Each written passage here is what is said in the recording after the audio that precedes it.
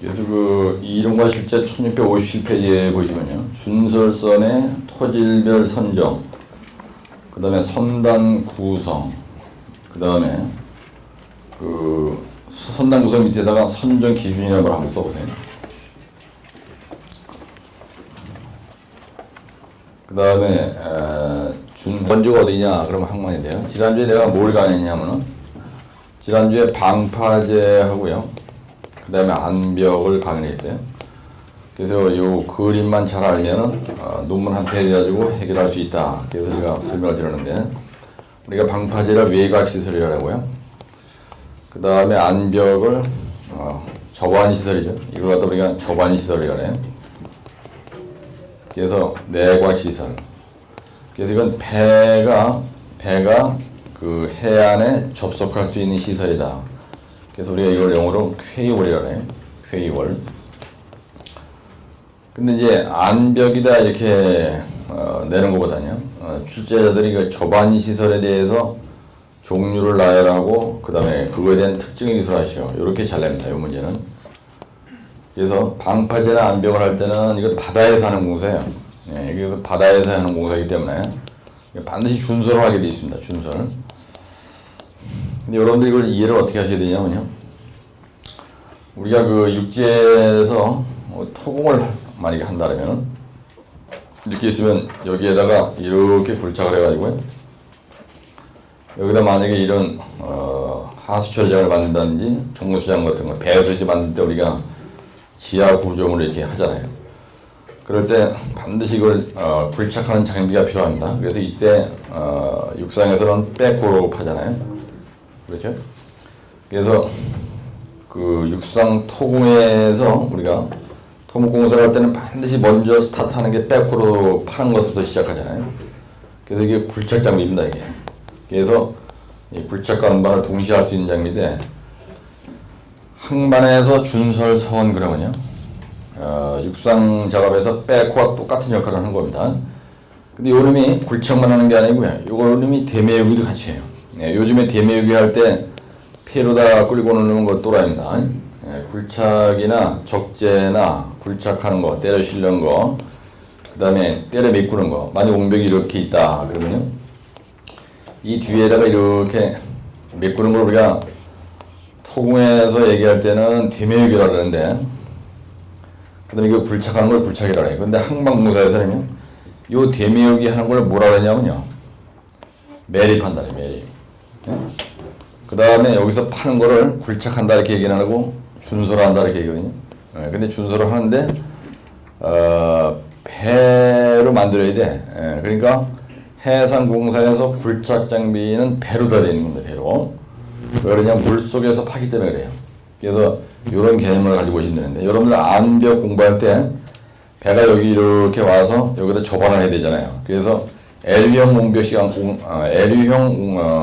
구록식 안벽이다. 그러면 옹벽하고 똑같이 생겼습니다. 그래서 여기 이렇게 물이 있으면은 이 부분을 일하기 위해서 파요, 이렇게. 예, 그러고 나서 나중에 요즘에 대매우기 한다고. 이 대매우기 하는 걸 해상공사에서는요, 대매우기다 이렇게 얘기를 하고 매립을 한다 이렇게 얘기하는 거예요. 매립. 예, 그래서 이 준설선은요, 이 준설선의 용도는 뭐냐면 준설과 매립을 동시에 하는 장비예요. 매립. 그래서 여기서 여기에 대매우기다 이렇게 이해를 하시고, 요거는 이제 굴착한다. 그래서 해상공사에서 굴착 장비 이름은 준설선이고요. 그래서 여기다 선이라는 말이 붙은 게 이게 이제 배선자를 이렇게 쓰는 겁니다. 그래서 요놈이 배로 된 그 배 위에 장비가 있다는 얘기예요. 그래서 그런 장비는 어떤 게 있느냐. 그래서 이 출제 경향을 보면 어떻게 되냐면요, 준설선의 선정시 고려사항에 대해서 쓰러낼 때, 고려사항을 쓰러낼 때 토질별로 선정시 고려사항을 기술하시오. 이렇게 하고, 준설선의 선단 구성에 대해서 기술하시오. 이거는 장비조합서라는 겁니다.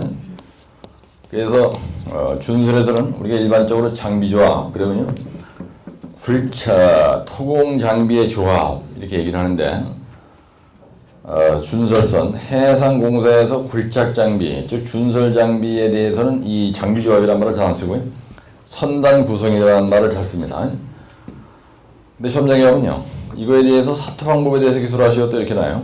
예, 사토 방법에 대해서 할 때 사토를 어떻게 하느냐 그러면 선단 구성을 해서 사토를 하는 겁니다. 그래서 준설선의 선단 구성이 준설선의 장비 조합이 바로 장비 조합 방법이 바로 사토 방법하고 똑같아요.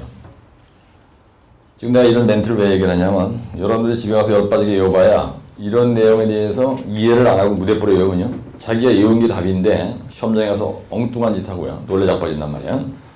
그래서 깜짝 놀라가지고요, 시험장에 가서 그런 일이 없도록 하기 위해서 이제 이런 말씀을 드린 겁니다. 그래서 우선 1657페이지에 보시면은 그 문제가 잘 풀어져 있는데요. 그 준설선의 종류와 특징이 돼 있어요. 그래서 뻔부선, 그 다음에 그라브선, 바켓선, 디퍼, 호퍼. 그래서 이걸 약자로다가 뻥그버디 호세라고 돼 있죠. 그래서 거기다 뻥그버디 호세라고 한번 쏘아보시고요. 그래서 뻔부선, 그라브선, 바켓선, 디퍼선. 그렇죠? 그래서 일단은 이해를 돕기 위해서 전체적으로 한 일부만 얘기하면 이렇게 이제 만약에 예를 들어서 그 동해안이 있다, 그죠? 수심이 만약에 한 30m 정도 된다, 그죠? 네. 한강은 수심이 10m밖에 안 되거든요. 근데 바닷가는 보통 30m 이상 됩니다. 이렇게 됐을 때 이 자리를 굴착한다는 겁니다. 준설을 한다는 건 이렇게 굴착을 한다는 거거든요. 그랬을 때 이것도 장비란 말이에요. 그래서 준설선은 토질별로 선정합니다. 우리가 굴착을 할 때 일반 육상공사에서도 이렇게 집안이 있습니다. 근데 여기가 안반이야. 여기서 10점만 딱 들어가면 여기서부터 만약에 안반이다. 근데 여기다 백으로 가져가는 건 또라이란 말이야. 그래서 모든 장비는요, 토질별로 선정을 합니다. 토질별 준설선에 선정을 한다 이거야. 토질별 준설선을 선정해요. 그래서 여러분들이 장비나 여기서 얘기하는 준설선의 종류가 바로 뭐냐면요, 준설선의 종류가요, 준설선의 종류가 바로 뭐냐면요, 매립공법이에요. 이거예요. 만약에 시험장에 가는데 매립공법의 종류를 나열하고 특징을 기술하시오 이렇게 나왔어요. 어떤 사람이. 그렇죠? 그럼 매립공법의 종류를 나열하고 특징을 써라. 이게 옛날에 과거 30년 전에 한 번 나오고요, 한 번 나눴습니다. 그래서 매립공법에 대해서 쓰시오 그러면요, 준설선의 종류를 쓰는 게 답이라는 얘기입니다. 여러분들 토공에서 다진공법에 대해서 기술하시오 이러면요, 이게 다진 장비에 대해서 쓰라는 거예요. 예? 예. 다진 장비를 어떻게 선정하냐면요, 전진충, 그 다음에 전모구, 그 다음에 불도템타, 불도자, 로드로라, 캠핑로라, 타이어로라, 그죠? 그 다음에 여기는 진동 로라, 진동 컴팩타, 진동 타이어로라, 이렇게 점성토, 그 다음 사질토에 따라서 장비가 이렇게 선정이 되잖아요. 근데 이거 다진 장비는 확실히 알고 있는데 시험장에 하는 게 다진 공법을 기술하시오 이렇게 나왔어요. 네? 다진 공법에 대해서 기술하시오 이렇게 나오면요, 다진 장비의 종류를 나열하고 내가 가지고 있는 거를 쓰는 게 답이다라는 얘기입니다. 네? 다진 공법의 종류 그러면 따라 전진충, 전모구, 블루템타, 로그템타를 쓰는 게 답이야. 그러니까 이런 걸 좀 잘 알고 계시고요. 이런 걸 모르고 책을 보면요, 하여튼 정신이 없어요. 내가 옛날에 공부할 때 이것 때문에 한 3년 한 겁니다. 3년. 그래서 선배님들이 학원에 와서 제 강의를 들어오신 거냐, 요런 멘트를 들어오신 거예요. 예. 그래서 집에 가서 동영상 보실 때 뭐 이런 걸 또 다시 반복해서 보기 때문에 상당히 아주 효과적으로 공부할 수 있잖아요. 근데 준설선에 대해서 만약에 시험장에 갔는데요, 토질별 준설선 선정식 고려사항 쓰시오 이렇게 하세요. 근데 요거 하고요, 그 다음에 준설선의 종류를 나열하고 특징을 기술하시오 이렇게 다 이렇게 나섰습니다. 한 번 옛날에. 그럼 준설선의 종류별 특징에 대한 답이나 토질별 준설선 선정식 고려사항이나 같습니다. 그래서 1657페이지에 보시면은 대제목 2번에 펌프선은요, 토사나, 근데 부호표에 뭐라고 되어 있냐면 특징이라고 되어 있어요. 그렇죠? 그래서 거기 그 대제목 2번 옆에다가 땡땡하고요. 토질별 준설선의 선정 이게 써놓으세요. 요 대제목 2번이 토질별 준설선의 선정에 대한 답입니다. 그 다음에 준설선의 종류와 특징에 대한 답이다 이런 얘기예요. 그래서 펌프선은 토사나 모래 집안의 준설을 쓰고요. 그라브선은 연약 집안에 쓰는 겁니다. 연약 집안 토사 아주 그냥 진흙탕을 쓰는 겁니다. 그라브선은. 그 다음에 박해 준설선은요. 박해선 바가지로 떠올려야 돼. 축탕을 갖다가 박해서로 이렇게 품으면요. 절대로 굴착이 안 됩니다. 그렇죠? 예, 박해시란 거는 박해 준설선이란 거는 그 바가지 모양으로 되어 있는 거예요. 그래서 박해선은 자갈만 가능합니다. 자갈. 예? 자갈만 가는 거예요. 자갈 섞인 토사. 자갈이 많은 경우에는 박해선이에요. 그래서 펌프선 옆에다가 토사라고 써놓고요. 여러분들이 써놓으세요. 그라브선은요, 연약지반 토사. 그러니까 실트, 막 진흙탕입니다. 디퍼선은요, 부서진 암버러, 단단한 토질, 디퍼. 예? 근데 호퍼준설선은요, 점성토에 유리하고요. 쇠암선은 암을 깬다. 그러니까 무조건 암반입니다. 암반을 굴착하는 게 쇠암선이에요. 그런데 디퍼선은 부서진 돌멩이 있는 경우에는 쇠암선을 안 하고 디퍼선이라는 걸로 해도 된다는 얘기입니다. 따라 뻥그버디 호세. 이거 이럴 때는 토연, 자, 암, 점암 이렇게 외우시는 거예요. 토연, 자암, 점암. 네? 뻥그버디 호세는 토암, 자암 이렇게 외우시는 게 좋다는 거예요. 그래서 처음에 쓸 때 이제 계열을 써야 되겠죠. 두 번째는 토질별 준설선에 대해서 선정 플러스 준설선의 종류와 특징 똑같은 말이라 했죠. 종류와 만약에 특징을 쓰라 하더라도 답은 같다는 겁니다. 그러면 여기서 뻥그버디 호세 이렇게 오시는 거예요. 호세 호퍼준설선 쇠암선 이렇게 되어 있죠. 이걸 아까 뭐라 했어요? 번데기는 뭐라 했어요? 이게 일반 토사라고 했습니다. 그 다음에 그라브선은 뭐라 했어요? 연약지반 아주 연약지반 토사 뭐 실트 이런 거. 그 다음에 박해준설선은 자갈이에요. 디퍼는 암은 암인데 무슨 암이라고요? 예, 부서진 암이라고 했어. 부서진 암. 그런 거예요? 디퍼? 그 다음에 호퍼준설선은 뭐라 그랬어요? 점성토. 그 다음에 쇠암선은 암반 굴착이 하는 거예요. 암반. 그럼 여러분들이 뻥그버디 호세 이렇게 외우시고 이걸 외울 때 토연, 자, 부, 점암 이렇게 외우시는 게 좋아요. 만약에 이걸 이렇게 안 외우시잖아요. 그러면은 되는데 지금 여기 펌프준설선이라는 거 그라브, 박해, 디퍼 이거를 여러분들이 그림을 좀 보시면요. 왜 이게 박해 준설선이 왜 자갈만 가능한지를 여러분들이 좀 알 수가 있어요. 그래서 그림 한번 잠깐 보시자고요. 처음 공부하실 때 빨리빨리 뭘 하려고 하지 마시고요. 항상 처음 공부할 때는 매 장마다 칼라 사진이 들어있어요. 그 칼라 사진을 먼저 이렇게 심심할 때마다 보시면 여러분들이 그 준설선 한 번도 눈으로 보지 못한 사람이 있습니다. 내 사우디 깔리만탄이나 인도네시아의 그 준설 공사를 옛날에 극동에 있을 때 많이 했거든요. 극동에서. 그래서 이제 많이 가봐서 이제 아는데 선배님들 한 번도 안 하신 분들은 준설선 그러면요 생길목은 모양새가 어떻게 생긴 건지 모릅니다. 어떤 사람은 백호가 어떻게 생긴지 모르는 사람도 있어요. 그에 따라서 백호, I love 백호, 백호가 좋은 거예요. 그래서 1697페이지에 오시면은 스틸 시트 파일이 있습니다. 예, 그런데 이게 강관, 그죠? 예, 스틸 시트 파일로 한 가물막이 시공 전경이 1697페이지면 하단에 있죠. 예, 시트 파일을 박았을 때 깔로 보이는 게 이제 이렇게 보인다는 거예요. 여러분들 시트 파일은 철판떼기를 박는 겁니다. 그 다음에 1698페이지에 보시면요. 준설선은 우리가 영어로 드레저라네. 따라 드레저. 네, 드레저라래. 드레저. 백호 드레저입니다. 네, 그래서 여기 한 방에 볼 수 있게 넣어놨는데 1699페이지에 보시면요. IHC 비아버 이건 회사 이름입니다. 그래서 카터 삭션 드레저라는 게 있어요. 카터 삭션. 따라 카트란 말은 암반을 자른다는 얘기입니다. 삭션이란 말은 빨아올린다는 얘기예요. 암반을 잘라서 빨아오르는 준설선이라는 얘기예요. 그리고 이거 보면 아주 대단하죠. 예, 백호하고는 게임이 안 됩니다. 예, 그래서 이렇게 무식한 다이아몬드 비트 같은 걸로 다 그냥 후려 파는 거예요. 그러니까 이건 뭐 굴착하는 것 같아요? 카터 삭션 드레저라는 거는요, 암방 굴착입니다. 그다 써놓으시고요. 그냥 깔려보지 말고요. 계속 적어야 돼요, 여러분들은.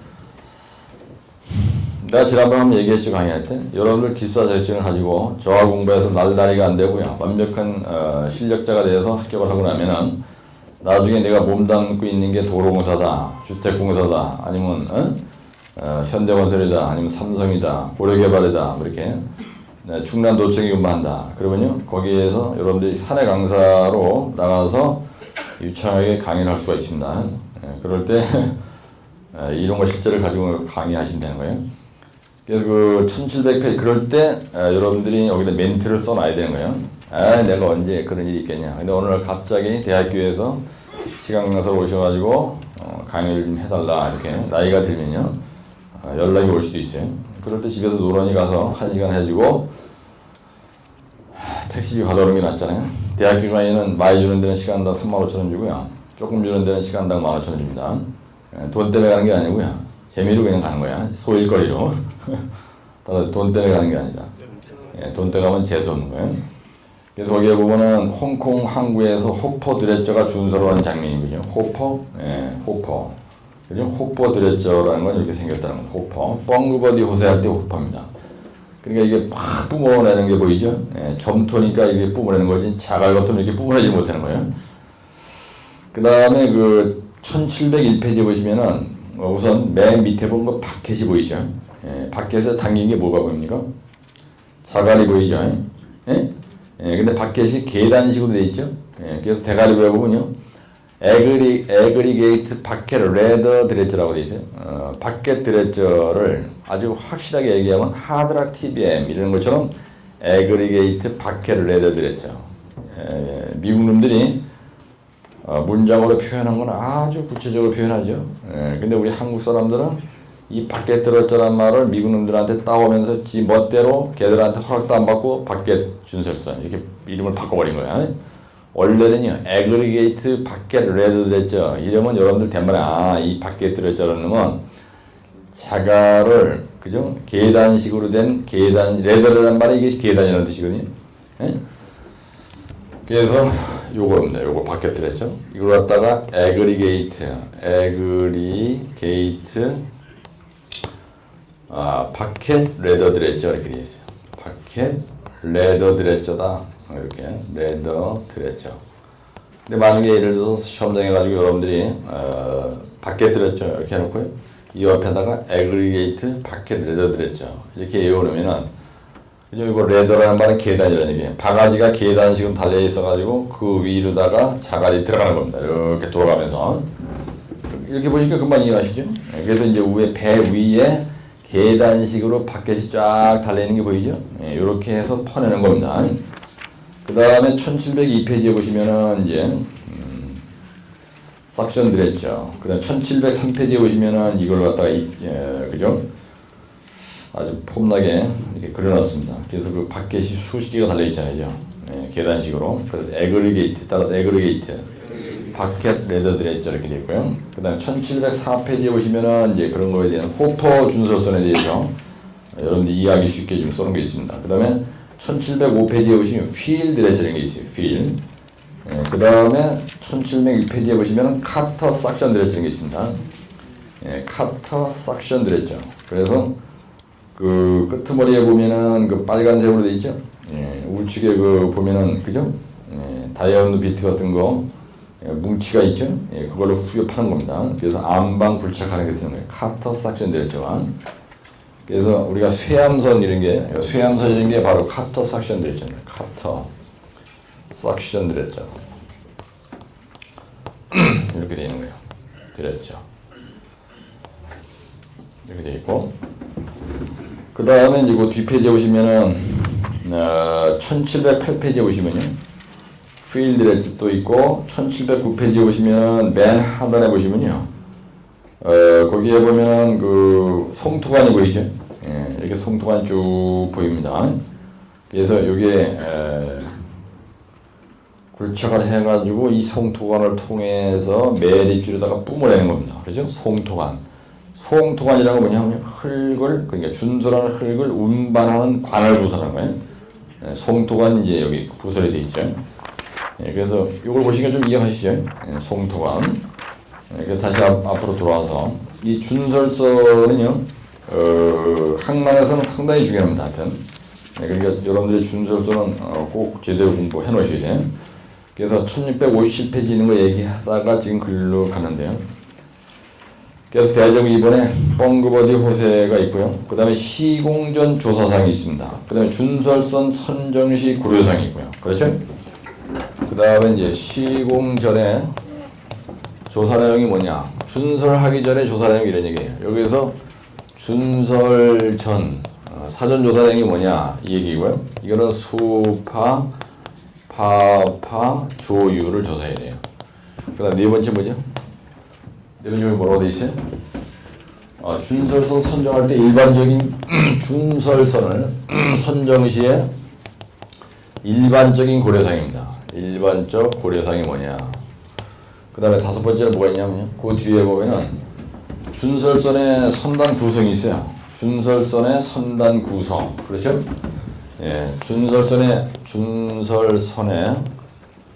선단 구성을 어떻게 하느냐? 요걸 갖다가 우리가 장비 조합이라 해요. 준설선의 장비 조합이 뭐냐? 또는 사토 방법이 뭐냐? 예. 그 무슨 말이냐면요. 여기서 뻥그, 버디, 호세가 있어요. 그러면 이런 펌프 준설선 가지고 하고, 그 다음에 그라브로 일을 하고, 그 다음에 밖에 준설선으로 일을 하고, 디퍼 준설선으로 일을 할 때, 여 뒤에 따라오는 장비가 뭐가 같이 따라다니냐. 그래서 끌토행이 들어간다는 얘기입니다. 이게 뭐냐면 끌배예요. 그 다음에 토운선이 있어야 되고요. 그 다음에 앵커 바지가 있어야 돼요. 이게 무슨 말이냐면요. 펌프 준설선 혼자서 일을 못합니다. 그래서 이 펌프 준설선이 일을 하려면은 여기서 우리가 끌배를 영어로 타그보트라 해. 끌고 가는 배다. 그래서 바지를 끌고 가는 거를 끌배라 해. 그 다음에 흙을 운반하는 선을 토운선이라고 하고 앵커 바지. 그래서 끌배라는 건 토운선을 끌고 가는 장비입니다. 그래서 준설선의 선단 구성은 어떻게 하느냐. 뻥그버디 호세에다가 끌통이다. 이 도표가 무지개 중요해요. 여러분들. 하여튼 이거는 확실하게 하게 됩니다. 이거하고 여기서 이거예요. 하이라이트는 이거 두 개입니다. 이거 두 개만 외우면 여러분들 단반에 이게 1.5페이지 가까이 돼요. 네? 그래서 이런 키가 되는 걸 외울 때, 요 대제국 2번에 토질별 준설선에 이거 하고, 그 다음에 준설선의 선단 구성. 이거를 멀렐레하게 외우면요. 중요한 걸 멀렐레하게 쓰면은 점수가 안 나는 거야. 우리가 여기다가 끌통이라 그랬어요. 끌배, 토행. 여기서도 한번 써줘도 좋고, 여기서 또 한번 써. 그래서 이거는 완전히 별도의 대제목으로 띄워서 시험장에 써야 되는 겁니다. 그러면 우리가 바다에서 굴착을 하는 거기 때문에 수심, 그 다음에 파도, 파랑, 파고, 조이간만의 차. 그죠? 예, 조이간만의 차. 그 다음에 유속이에요. 파고가 2m 이상이 되면요. 2m 이상이 되면요. 작업을 중단해야 됩니다. 바다에서 하는 모든 공사는요. 파고가 2m 이상이 되면 일을 안 해. 그래서 1년에 3분의 1만, 100일만 일하고 나머지는 계속 앉아서 고기섭 치는 현장이 항만공사 현장이거든요. 항만공사 현장 가서 3년 있다 보면 사람 완전히 병신 돼가지고 오는 거야. 그래서 항만공사는 가급적 안 하는 게 좋습니다. 사람이 나태해져요. 예, 항만공사 현장 가 있으면 1년에 100일은 일하고 300일 중에서 365일 중에서 100일만 일하고 나머지는 계속 자빠져 자는 거예요. 사람이 게을러져요. 그래서 자기 발전에 좋지 않다는 겁니다. 그래서 그 수심, 파도, 파랑, 파고, 조이가 없죠. 그죠? 저는 얘기했죠. 방파제에서 암벽에 대해서 났어. 만약에 시험제가 방파제가 나든지 암벽에 났는데 시방서에 보면 뭐라고 되냐면요. 조사 내용이 되는 게 있고요. 그 다음에 방파제나 암벽의 구조 형식. 옛날에 다 한 번씩 났던 겁니다. 구조 형식을 선정 시에 고려사항이 뭐냐. 이런 게 시험제잖아요, 여러분들. 예. 그러면 방파제는 파도를 막아주는 시설이고요. 암벽은 배 조반 시설인데 물속에 있는 겁니다. 그럴 때 방파제 공사 시공전, 암벽 공사 시공전 사전조사의 내용이 뭐냐. 그러면요, 토질 조사를 해야 돼요. 그렇죠? 예, 토질 요소는 어디든지 다 들어가는 거예요. 플러스 수심, 파도, 파랑, 파고, 조이간만의 차, 유소. 전부 다 이게, 그죠? 방파제 중에서 혼성식으로 할 거냐, 암벽 중에서 L형 브록식으로 할 거냐, 시트파식으로 할 거냐, 방파제 중에서 사석식 경사제로 할 거냐, 그 구조 형식 선정 교류사항이 바로 이거예요. 요거. 네, 그러니까 항만공사에서 조사 내용이나 아니면은 뭐 선정식 고려사항 써라. 그러면 이게 답이다. 라는 얘기예요. 요게. 일반적인 선정식 고려사항입니다. 근데 여기에 뭐 또 있죠, 이게. 그죠? 예. 시공전의 조사 내용은 이거고, 준설서는 선정할 때 일반적인 고려사항. 만약에 선정식 고려사항 써라. 그럼 요거 구체적으로 만약에 간다. 그러면은 거기에 알고 있는 게 몇 가지 얘기해 있어요. 그거 뭐라고 되어 있냐면, 대제목 4번에 준설의 목적이 뭐냐, 그 다음에 토질이 뭐냐, 지형이 어떻게 생겨 뭐냐, 준설 수심이 얼마나 되느냐, 그 다음에 사토장 위치가 얼마나 되느냐, 시공성, 경제성, 안정성, 수질 오염, 생태계, 건설공해 이런 거예요. 그렇죠? 그래서 준설선 선정할 때 준설 토질이 뭐냐 그랬죠? 그 다음에 수심이 어떻게 되느냐, 또 뭐에 따랐어요? 생태계 보존에 어떤 게 있느냐, 그 다음에 수질 오염에 문제가 있느냐 없느냐 이런 거, 그 다음에 유보율을 증대하기 위해서는 어떤 걸로 하는 게 좋으냐, 어떤 이런 그 키워드가 몇 개 있어요. 예. 준설 토질, 수심, 생태계에 미치는 영향, 어류가 어초가 죽는다든지, 수질 오염, 그다음에 유보율 증대 방안, 어떤 이런 5가지 정도, 하나, 둘, 셋, 넷, 다섯, 6가지 정도. 이것도 하나, 둘, 셋, 넷, 다섯, 6가지죠. 이것도 6개고요. 이것도 6개인데 아사무리에게 여기 있는 내용과 내용이 좀 틀리죠. 네, 따라 수파파파조요. 수파파파조요. 그러니까 준설서선 토질별로 선정했죠. 수심이 어떠냐, 생태계, 수질오염, 유보율 이런 거에 따라서 왔다 갔다 합니다. 근데 이걸 왜 외워야 되느냐? 출제자 딱딱 물어요. 찍어서 묻는 경우에 여러분들이 띵하면 안 되니까 반드시 외워야 되는 거예요. 준설선의 선당 구성은 뻥그버디 오브세다. 이런 건 단순 암기 과목입니다. 그죠? 그래가지고 거기에 뭐라고 했냐면요, 바켓이나 그라브나 디퍼, 토운선 끌비 하나, 앵커바지 한 척. 거기에 뭐 사토거리 조정이란 말이 있어요. 펌프선, 그라브 호퍼선, 쇠암선인 경우는 끌배, 앵커바지 한 척, 수동관 일식, 장선, 끌배 한 척, 앵커바지 한 척. 기타 측량선, 청소선, 기중기선, 감독선. 감독이 타고 다니는 배가 있어야 된다는 거야. 근데 요거는 요 책에 있는 대로 외우시면 됩니다. 준설 시 사토장의 구비 조건은 뭐냐? 가깝고요. 거리가 가까워야 되고요. 해상이 정원하고 선박 왕래가 적은 거. 그다음 수심 확보 확실히 돼야 되고요. 보상권 등의 사전 해결이 가능한 곳. 환경 오염이 최소가 되는 자리. 준설 매립 시 시공관리 사항. 근데 여기 있는 내용들이 사실 뭐냐면 준설 매립할 때 시공관리할 내용이 뭐냐. 이런 건 뭐 이렇게 중요한 게 아닙니다. 그 다음에 8번째 보면 준설할 때 유보율 증대 방안 이런 게 있어요. 이런 건 결론 처리하는 게 좋습니다. 그래서 결론에다가 뭘 쓰느냐면요. 결론에다가는 여기 6번이죠. 결론에다가 준설할 때 유보율이란 말이 있는데요. 유보율 증대 방안에 대해서 한 0.5페이지 조금 써주라는 얘기입니다. 0.5페이지 분량을 써주면 되는데 유보율이라는 게 뭐냐면요. 잔류 토사량을 준설 토사량으로 나눈 겁니다. 그래가지고 곱하기 100이는데 여기서 유보율은 뭐냐면요. 유보율이란 거는 총 잔류 토사량이 있어요.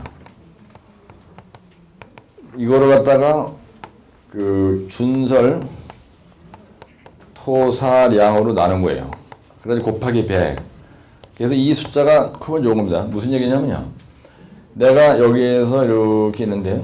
여기서 준설을 해가지고요. 여기다 갖다 이렇게 매립을 만약에 했다. 봐. 이렇게 매립을 했어요. 여기다 매립을 이렇게 했을 때 여기에서 100루벨을 판 겁니다. 100루벨을 파가지고 여기다 갖다 이렇게 탁 매립을 했는데 여기에 50루벨밖에 안 남았다. 그러면 여기에 실제로 한 매립한 양은 50%밖에 안 되잖아요. 그죠? 준설한 토량이. 그래서 유보율이란 말은 뭐냐면, 그죠? 여기다 메꿨을 때, 여기서 100루벨을 파가지고 여기다 들어보는데, 물이 다 빠져나가고 그러면 흙만 조금 남을 거 아니지? 그런 얘기입니다. 그래서 유보율이 거기 뭐라고 되냐면, 점성토는, 그 다음에 사질토는, 그 다음에 자가란 이렇게 돼 있어요. 점성토는 70% 정도밖에 안 돼요. 이하밖에 안 되고 사질토는 조금 높아. 예, 그래서 한 75에서 한 95% 이하라고 되어 있고요. 그 다음에 자갈은 뭐라고 되어 있냐면요. 자갈은 95% 이상이라고 되어 있어요. 예, 밖에 준설선으로다가 여기 있는 자갈을 퍼가지고 여기다 들어보았습니다. 그러면 점성토나 사질토에 비해서 여기에 많이 남겠죠. 예, 그런데 점성토는 70%밖에 안 나오는데 나머지 30%는 물로 다 빠져나간다는 얘기예요. 이해가시죠? 예, 그래서 요 유보율을 높이려면 여기에다가 들어볼 때 이 자리를 갖다가 그냥 막연하게 들어붙지 말고요. 이걸 위에서 내려다본 평면으로 이렇게 봤을 때 여기서까지가 만약에 10m다. 여기서까지가 10m야. 그럼 위에서 내려다봤을 때 이렇게 된 겁니다. 원래는 여기서까지 10m고요. 여기서까지도 10m야. 내가 매립할 자리가. 그럼 이렇게 하지 말고 이거를 갖다가 이렇게 해서 불호 분할을 하는 거예요. 칸막이를 만들어내는 겁니다. 그래서 처음에 이렇게 돼 있던 거를 이런 식으로 우리가 부록을 분할해서 매립지를 갖다 이렇게 부록을 분할해 가지고 여기다 갖다 들어보고 여기다 들어보고 여기다 들어보고 여기다 들어보고 이렇게 하면은 여기에 잔류량이 많다는 얘기예요. 이 유보율이란 말은 잔류율 얘기예요. 잔류율. 이해가시죠? 그래서 이거를 어떻게 하면 유잔준 이렇게 보시면 돼요. 유잔준. 그래서 이 유보율은 클수록 좋은 거 아니에요? 그렇죠? 예, 그래서 요거 할 때 요거 70% 점성토를 70%로 딱 놓으시고요. 사질토는 이거하고 똑같다고 보시고 그 다음에 자갈만 95% 이상이다. 그럼 70, 70, 90이다. 이렇게 보시면 돼요. 이거는. 예? 예, 점토, 사질토, 점성토, 사질토, 그 다음에 자갈. 근데 우리가 건설 재료로 쓰는 거 여러분들 내 토공할 때 얘기를 하는데요. 점토 이러면요. 점토 이러면 순수한 점토입니다. 0.074 입경의 사이즈가 0.074 정도 되는 요게 흙 전체 양의 60% 이상인 거를 점성토라고요. 점토라고 만약에 모래 이러면 모래는요. 순수한 모래라 얘기해요. 점토 그러면 아주 그냥 그죠? 점토만 딱 있는 거야. 모래 그러면 모래만 있는 거예요. 자갈 그러면 자갈만 있는 건데 우리가 건설 재료로 쓰는 어떤 재료도요. 순수한 점토만 딱 있고 아주 모래만 딱 있고 이런 건 없어요. 이 원집 안에 있는 것도 이게 눈으로 보기에는 모래인데 거기에 약간의 점성토도 섞여 있습니다. 그래서 우리가 얘기할 때 점토, 모래, 자갈 이런 거 얘기할 때는 통일분류법에서 흙을 분류에 따라 쓰는 얘기지 실제로 아까 여기서 얘기할 때 어디 갔어? 펌프 준설선이 말이에요. 이 펌프 준설선은 우리가 토사다 이 얘기 뭐냐면 점성토, 사질토에 다 유리하다는 얘기입니다. 사질토. 그래서 내가 얘기하고자 하는 건 뭐냐면요. 점성토 이러면요. 점토 속에 모래가 좀 섞여 있는 걸 얘기하는 거야. 근데 사질토 그러면요. 모래 속에 주되는 흙은 모래인데 모래 속에 점성토가 조금 섞여 있는 걸 얘기하는 겁니다. 그래서 완전 뉘앙스가 틀려요. 성토 재료로 쓰는 점성토와 사질토의 공학적 성질 이렇게 물어야지 문제를 내님이 성토 재료로 쓰는 점토와 모래의 뭐 공학적 성질 이렇게 묻는 건 아니다는 얘기입니다. 지상천하에 이게 없어요. 점성토만 있지 점토 이런 건 없습니다. 원지방 흙을까지 얘기하는 거야. 그래서 이 토사다 얘기는 요거라는 얘기고 여기서 연약지방이다 이 얘기는 이것도 점성토 얘기하는 거예요. 주로. 우리가 일반적으로 연약지방 그러면 점성토 얘기하는 거예요. 그 다음에 부식토 이런 거 얘기해요. 부식토. 그 다음에 요거 자갈은 분명하죠. 에그리게이트. 부서진 암, 크라시드 암, 이거 점성토, 카터 삭션, 이게 뭐예요? 호퍼. 그 다음에 여기서 카터 삭션 들어있죠. 요 쇠암선은, 그죠? 이건 디퍼라고 했고, 디퍼. 네, 그래서 요거는 이제 암반이니까, 암반 구착이 가능하다 그랬으니까, 그죠? 만약에 여기다 더디로 더 쓰고 싶다 그러면 연암, 보통암, 뭐 경암, 이런 걸 여기다 쓰는 거예요. 그리고 요령입니다. 보통암, 그냥 암반골착 이러는 건 좀 심심하잖아. 그 답안지도 좀 맹하잖아요. 그죠? 그래서 연암이나 보통암이나 경암이다. 그러면 아주 구체적으로 안 한 것처럼 된다는 얘기입니다. 그래서 점성토, 사질토 이렇게 표현을 해야지 이걸 갖다 점토, 모래 이런 말은 없는 거예요. 우리가 현장에서 공학적으로 얘기할 때 점토, 통일분류법에서 강의할 때는 하는 얘기지 실질적으로 점성토, 사질토, 자갈 이거 아주 중요한 거예요. 그래서 거기에 보면 부록 분할하는 걸 보였죠? 여러 개의 부록으로 분할해서 하는 게 좋다. 그죠? 왜 그러냐? 지금 요거만 갖다 써도요.天반에 3페이지가 되는 거예요. 시험장에서. 너무 많이 쓰다가 좋아지는 거야. 하여튼 항상. 그리고 여러분들 집에 가서 공부할 때 동영상 화면을 보시면서 나한테 여러분들이 전화를 많이 해주시는데요. 아주 상당히 효과 좋다는 거야. 세 번만 봐도 거의 80%는 대가리에 박히니까 합격 기간은 최소한도 반 이상 줄어들 수 있어. 자기가 아는 사람은 아는 인간들은 뭐 2년 한 사람도 있고 3년 한 사람도 있는데 나는 요거 내려면 하면 이거 1년 내에는 내가 어떻게 끊을 수 있겠다 이런 얘기 하는 사람들이 많이 있습니다. 항만공사에서 그라브선의 준설 능력 선정 시 고려할 사항과 시공 시 주의사항을 기술하시오 이렇게 났어요. 이게 74회 때 이렇게 났습니다. 네, 74회 때 뭐라고 그러냐면요. 그라브라고 딱 찍은 거야. 그라브선. 네, 그라브 준설선이 되겠습니다. 그라브 준설선의 시간당 작업량 산정시 고려사항이 뭐냐 이거 하고요. 예, 그 다음에 시공 주의사항 쓰시오 이렇게 하세요. 시공시 주의사항에 대하여 기술하시오 이렇게 나타고요. 예? 이렇게 시공 주의사항 시간당 작업량 산정시 고려사항 기술할 거예요. 그래서 거기 보면 그라브선의 개요라고 되어 있고요. 그 다음에 대제목 2번에 그라브 준설선의 선당 구성 그죠? 그라브 준설선이라고 딱 찍었으니까 규격을 조건에 따라서 조정한다. 그라브 준설선 한 대 부속선은 꿀통이라고 써있죠. 여기. 예?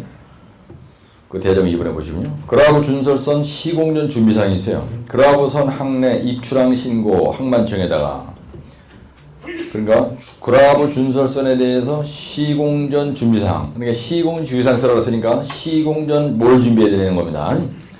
그 다음에 또 해양 경찰서에다가 준설구역이나 오탁 방지망 설치를 처벌해야 되고요.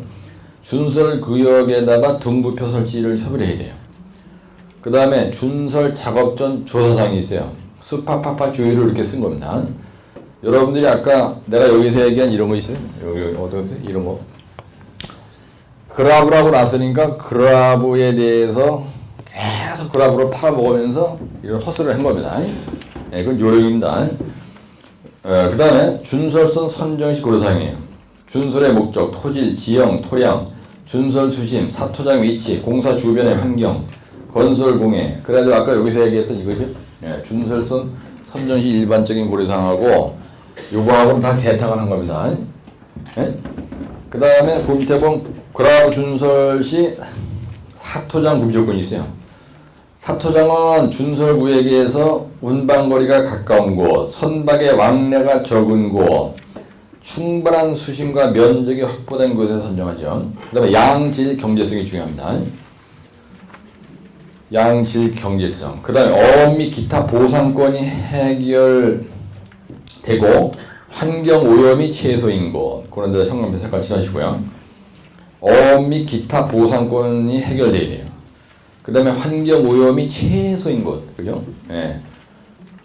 그 다음에 본인이 시공한 그라브 준설의 시공 관리도. 그래가지고 그라브 준설선이 있고요. 그 다음에 그 옆에 토운선이 있습니다.